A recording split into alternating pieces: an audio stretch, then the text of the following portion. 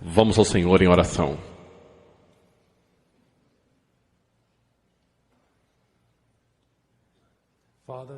Pai, eu venho até Ti em nome do Teu Filho, Jesus Cristo.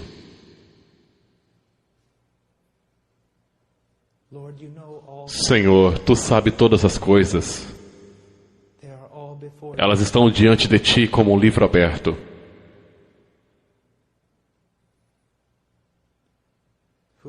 Quem consegue esconder seu coração de Tua presença e de Teu olho? As obras mais espertas dos homens estão expostas à Tua frente. Tua onisciência não conhece limites. E se não fosse pela graça, eu seria de todos os homens o mais apavorado. Mas há a graça abundante e gloriosa,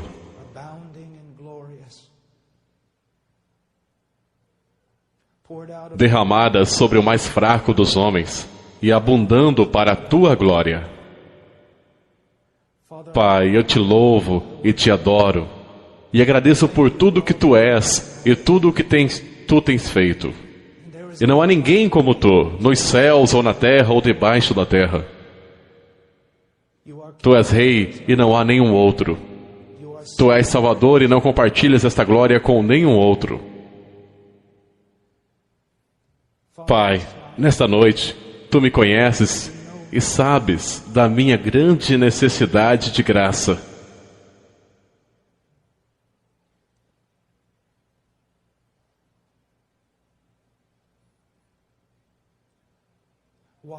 Por que estou aqui a não ser que Tu chamaste o mais fraco dentre os homens, o mais desprezível dentre os irmãos?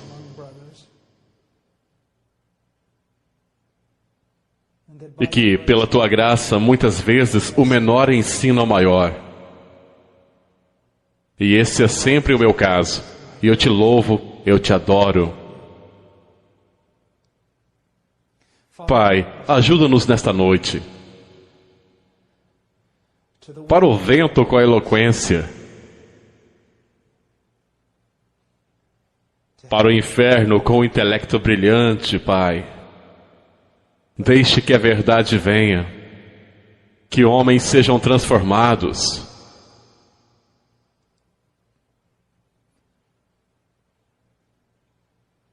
Que o estado da Tua igreja seja mais glorioso.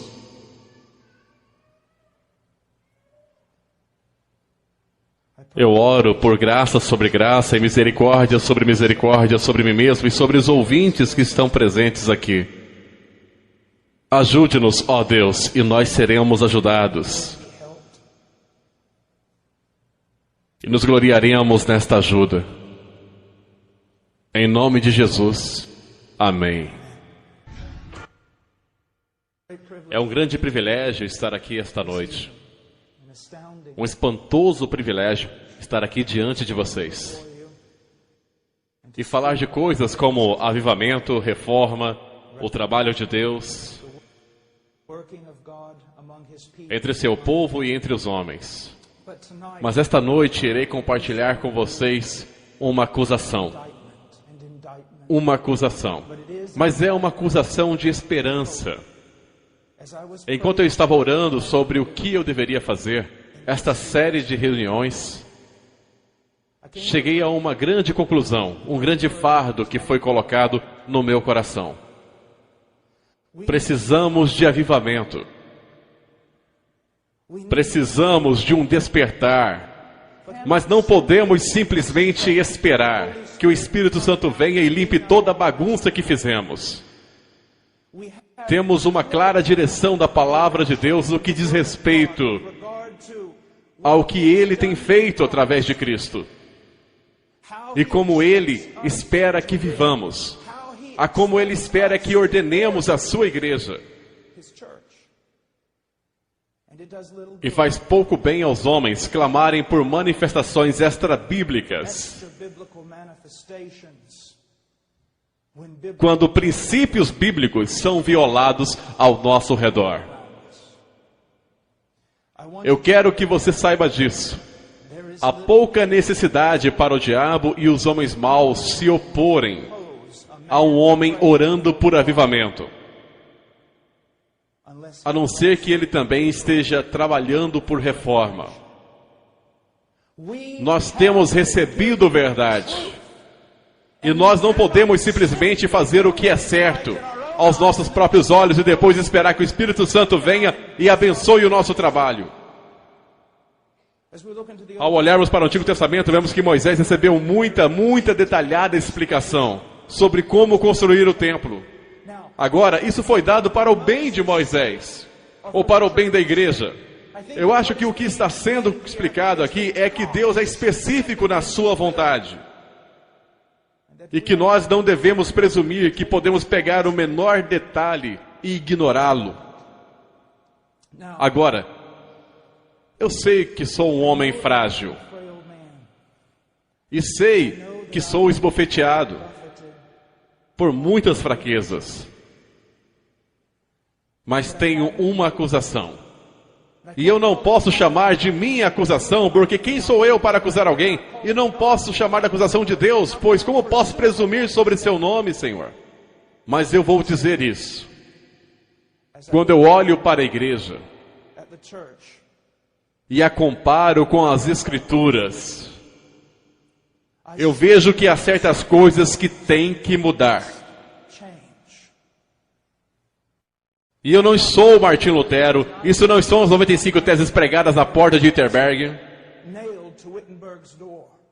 Mas este é um fardo em meu coração e eu devo partilhá-lo.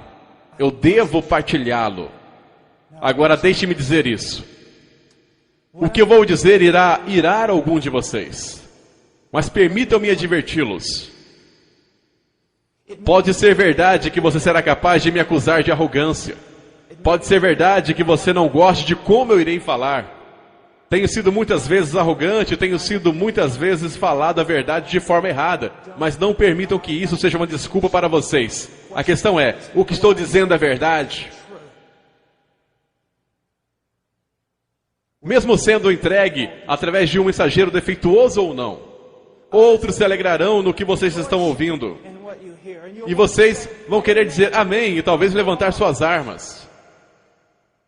Mas não façam isso porque todos nós temos uma medida de culpa.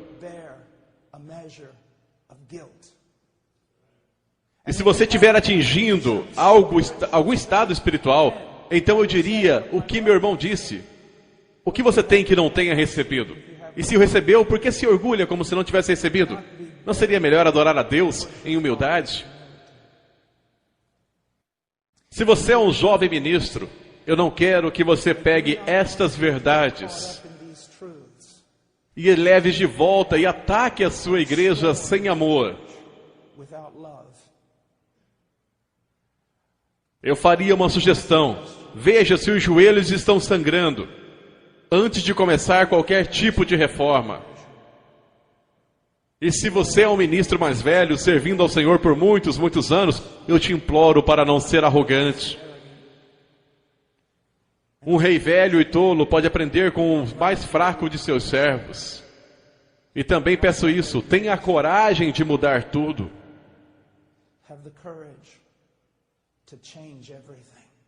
Mesmo que seja o último dia de sua vida, pelo menos você pode ir para a glória. Sabendo que você tentou fazer uma reforma que era bíblica. E eu vou dizer isso como um aviso aos homens mais velhos. Agora me escutem cuidadosamente. Eu conheço a exortação em 1 Timóteo, capítulo 5, sobre a forma como devo me dirigir a vocês. Então irei me dirigir, mas há um grande despertar em curso neste país. E não só neste país, mas na Europa, onde tenho ido.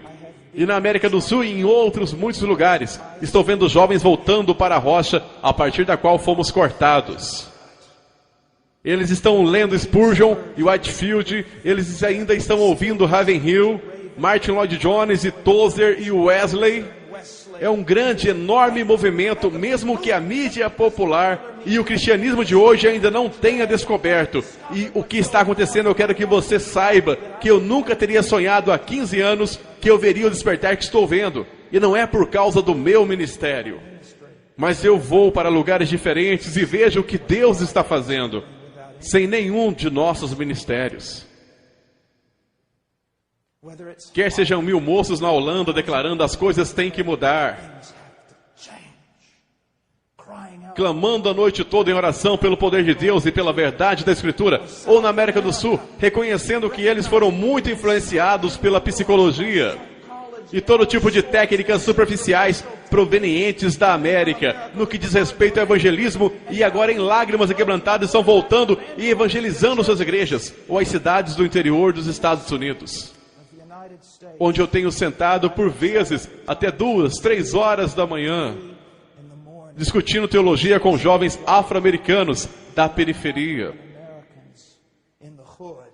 a quem Deus vai levantar para pregar mais do que ninguém nunca vai ser capaz de imaginar nesse dia. Há um despertar.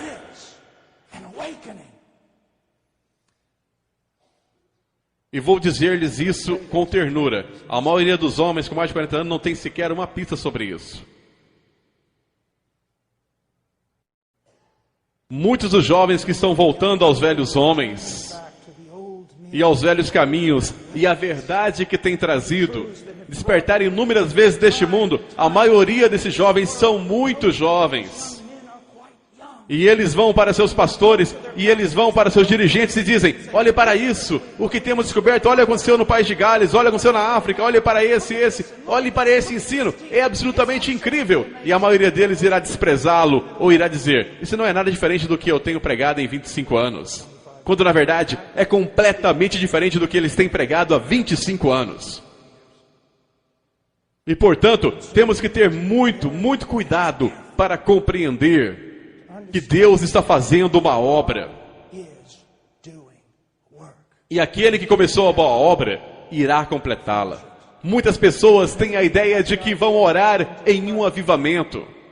E outras pessoas dizem: avivamento virá se você orar ou não. Eu não estou em qualquer um desses campos. Mas eu sei disso. Quando eu vejo homens e mulheres e jovens em todo o mundo orando por um despertar, para mim isso é o primeiro fruto do avivamento. E eu posso contar com o fato de que aquele que deu os primeiros frutos trará a colheita inteira. Primeiro de tudo, a primeira acusação, uma negação prática da suficiência das Escrituras. Especialmente na minha denominação, uma negação prática da suficiência das Escrituras. 2 Timóteo 3,15 em diante diz: porque desde criança você conhece as sagradas letras, que são capazes de torná-lo sábio para a salvação mediante a fé em Cristo Jesus. Toda a Escritura é inspirada por Deus e útil para o ensino, para a repreensão, para a correção e para a instrução em justiça, para que o homem de Deus seja apto e plenamente preparado para toda boa obra. Ao longo das últimas décadas, tem ocorrido uma grande batalha no que diz respeito à inspiração das Escrituras. Agora, talvez alguns de vocês não participem dessa batalha, porém muitos de nós, de denominações liberais, certamente temos uma batalha pela Bíblia. Contudo, quando vocês, como povo, chegarem a crer que a Bíblia é inspirada, vocês terão lutado apenas metade da batalha. Porque a questão não é meramente se a Bíblia é inspirada, se ela é inerrante. A grande pergunta que segue deve ser respondida é: a Bíblia é suficiente? Ou será que temos que trazer todos os chamados estudos das ciências sociais e culturais a fim de saber como funciona uma igreja? Essa é uma questão importante. Ciências sociais, em minha opinião, têm tomado precedência sobre a palavra de Deus de tal forma que a maioria de nós nem consegue perceber. Elas penetram de tal forma em nossa igreja, em nosso evangelismo e em nossa missiologia, que você dificilmente pode chamar o que estamos fazendo de cristão. Psicologia, antropologia, sociologia se tornaram influências primárias na igreja.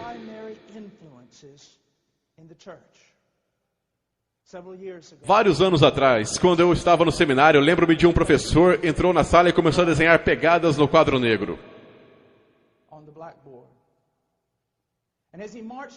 E quando ele as marchava, ele se virou para todos nós e disse apenas isto: Aristóteles está caminhando pelas salas desta instituição.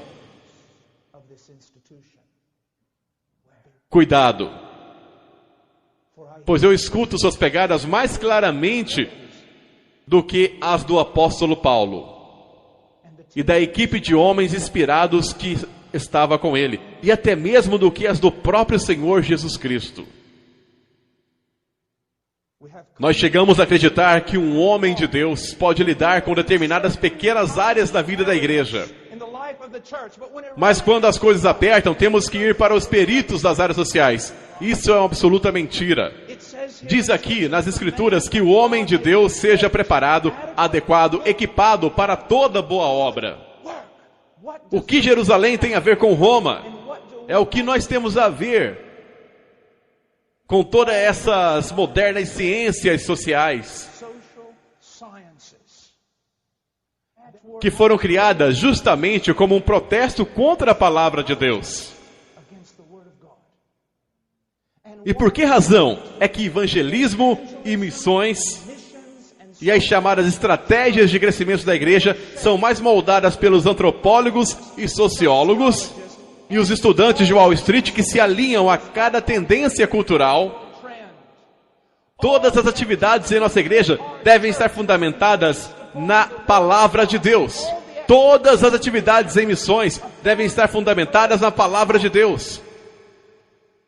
A nossa atividade missionária, a nossa atividade eclesiástica, tudo o que fazemos deve fluir de teólogos e exegetas.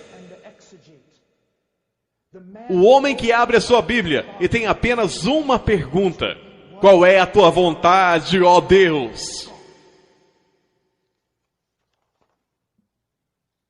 Nós não devemos enviar questionário para as pessoas carnais para descobrir que tipo de igreja eles querem frequentar.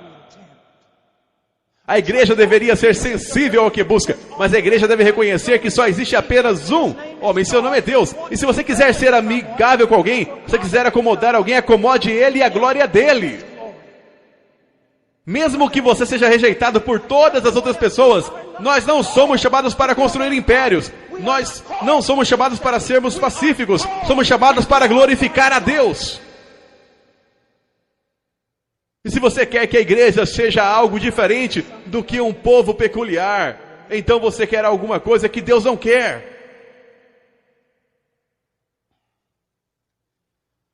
Eu quero que vocês escutem só por um momento Isaías capítulo 8. Ouçam o que ele diz. Quando vos disserem, consultai os necromantes e os adivinhos que chiureiam e murmuram. Esta é uma definição perfeita. Ou pelo menos uma ilustração das ciências sociais e os gurus das estratégias de crescimento para a igreja e todo o resto, porque a cada 2 ou 3 anos todas as suas principais teorias mudam, não apenas sobre o que é um homem ou como você o conserta, mas também o que é uma igreja e como você faz para ela crescer. E a cada 2 ou 3 anos há uma outra novidade que vem daquilo que pode se fazer da sua igreja super aos olhos do mundo. Recentemente, um dos maiores e mais conhecidos especialistas nas estratégias de crescimento da igreja disse que ele descobriu que ele estava completamente errado em toda a sua teoria. Mas em vez dele voltar às escrituras, de joelhos, quebrantado e chorando, ele sai para encontrar uma outra teoria. Eles não dão qualquer palavra certa. Diz aqui em Isaías: acaso não consultará o povo ao seu Deus? A favor dos vivos se consultarão os mortos? Devemos nós, como homens da igreja, como pregadores, como pastores, como cristãos, ir lá fora e consultar os mortos espiritualmente, em nome de todos aqueles que o Espírito Santo vivificou? Absolutamente não. Absolutamente não. A segunda acusação: um desconhecimento